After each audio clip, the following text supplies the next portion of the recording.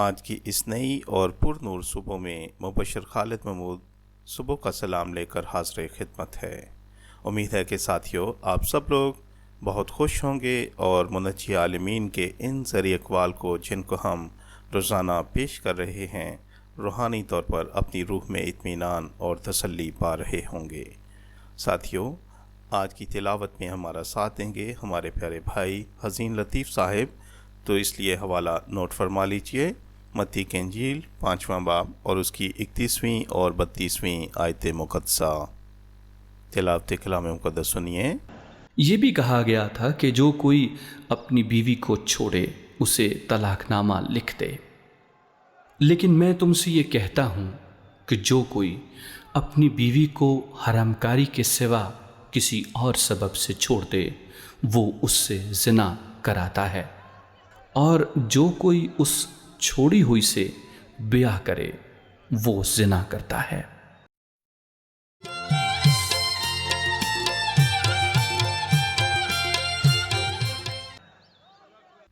جی ہاں ساتھیو، پرانے عہد نامے میں استثناء 24ویں باب کی پہلی 4 آیات کے مطابق طلاق کی اجازت تھی۔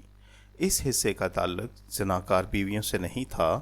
زنا کی سزا موت تھی، بلکہ اس کا تعلق ناپسندیدگی یا باہمی گزارا نہ کر سکنے کی وجہ سے طلاق دینے کے ساتھ تھا۔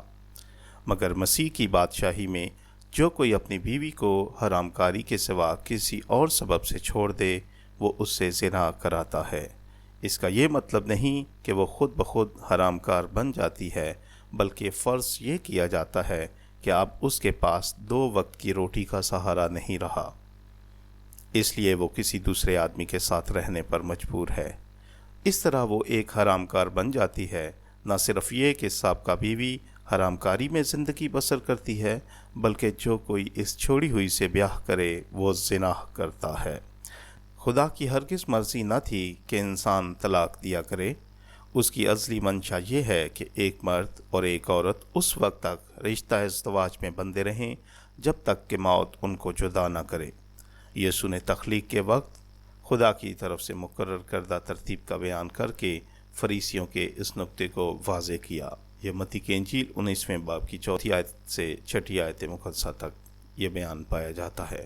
خدا طلاق سے، یعنی ایسی طلاق سے جو کلام کے مطابق نہ ہو، بیزار ہوتا ہے۔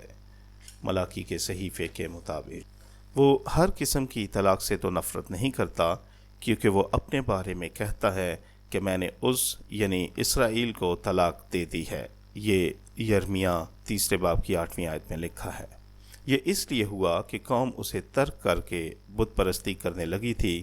اسرائیلی لوگ بے وفا قوم نکلی۔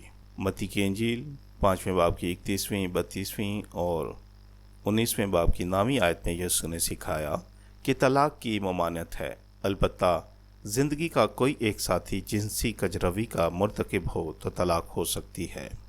اس لیے ساتھیو، آج ہم جب غور کر رہے ہیں موسوی شریعت میں طلاق کی بابت جو حکم پایا جاتا تھا، اس کی بابت دینی رہنماؤں کے مختلف نظریات تھے۔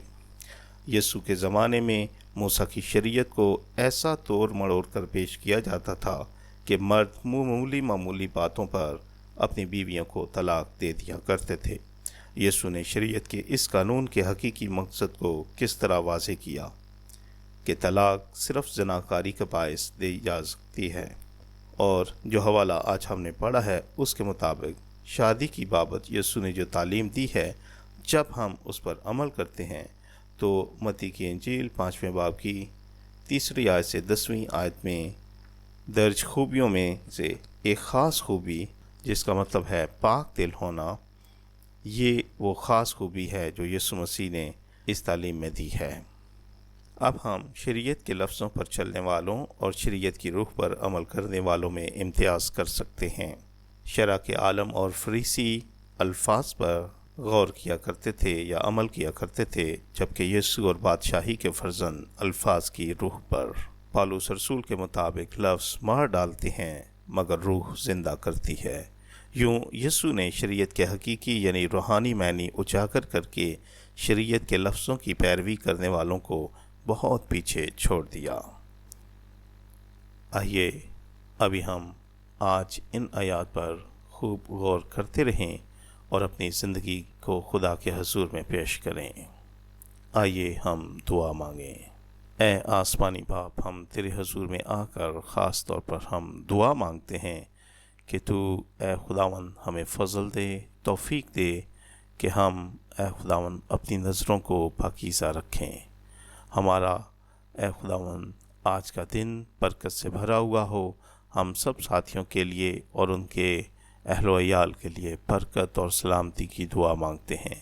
تیرا فضل سب کے ساتھ ہو، تیری قدرت ساتھ ہو، اور اے خداوند تو ہمارے ملک پر بھی رحم کر۔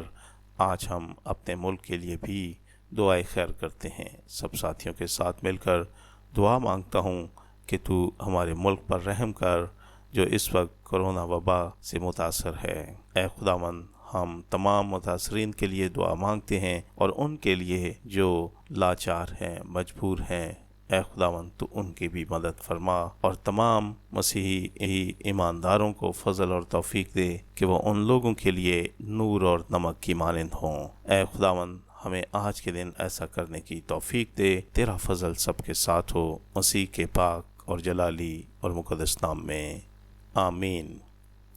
تو اسی کے ساتھ اپنے دوست، اپنے بھائی مبشر خالد محمود کو اجازت دیجیے۔